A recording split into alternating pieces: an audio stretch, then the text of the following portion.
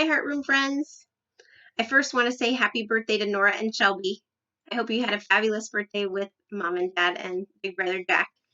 And this is more of a bedtime story tonight. Sorry it's so late. You'll notice that Puppy Dog is going to be joining us. And we're reading the BFG. If you have the book, follow along. We're on page 66. Both, cried the BFG. It is a flush bunking and a scrawny mistake to let the bubbles go upwards. If you can't see why, you must be as quacky as a duckhound. By Ringo, your head must be so full of frog squinkers and buzzwangles. I is frittered if I know how you can think at all. Well, why shouldn't the bubbles go upwards? Sophie asked. I will explain, said the BFG. But tell me first, what name is you calling your frog scuttle by? Well, one is Coke, Sophie said, and another is Pepsi. There are lots of them. And the bubbles is all going up? They all go up, Sophie said. Catastrophe, cried the BFG. Upgoing bubbles is a catastrophe. Will you please tell me why? Sophie said. If you will listen carefully, I will try to explain, said the BFG, but your brain is so full of bug whiffles, I doubt you will ever understand. I'll do my best, Sophie said patiently. Very well, then. When you was drinking this cokey drink of yours, said the BFG, it is going straight down into your tummy. Is that right or left? It's right, Sophie said.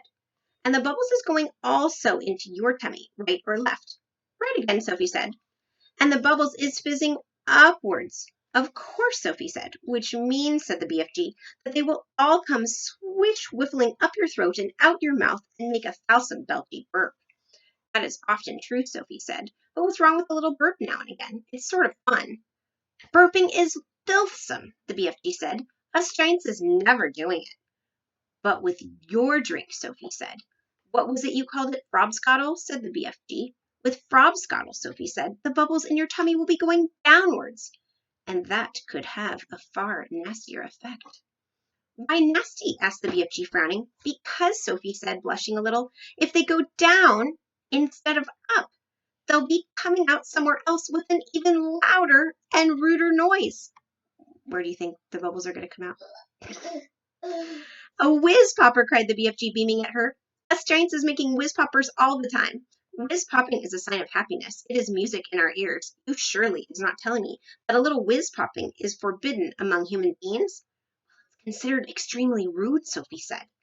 But you is whiz popping, is you not, now and again? Asked the BFG. Well, everyone is whiz popping, if that's what you call it, Sophie said.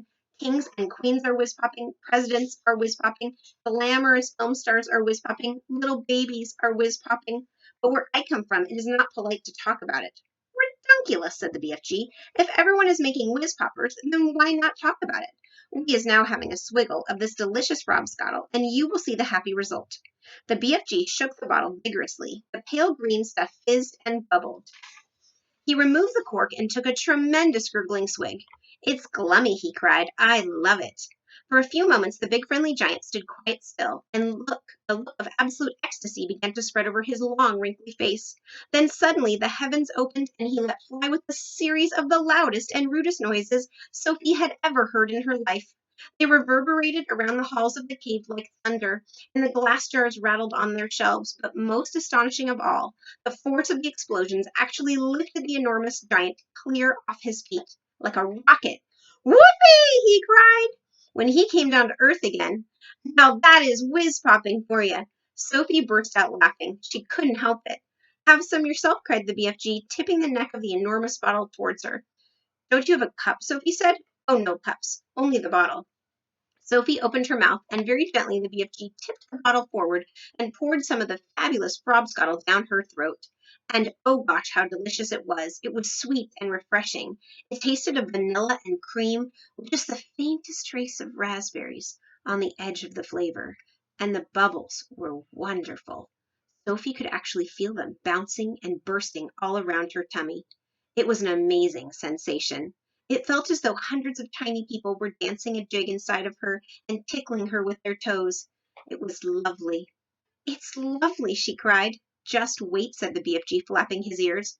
Sophie could feel the bubbles traveling lower, lower down in her tummy, and then suddenly, inevitably, the explosion came. The trumpet sounded, and she too made the walls of the cavern ring with the sound of music and thunder. Bravo! Shouted the BFG, waving the bottle. You is very good for a beginner. Let's have some more. Look at how high up the BFG went in the air when he had a whiz popper?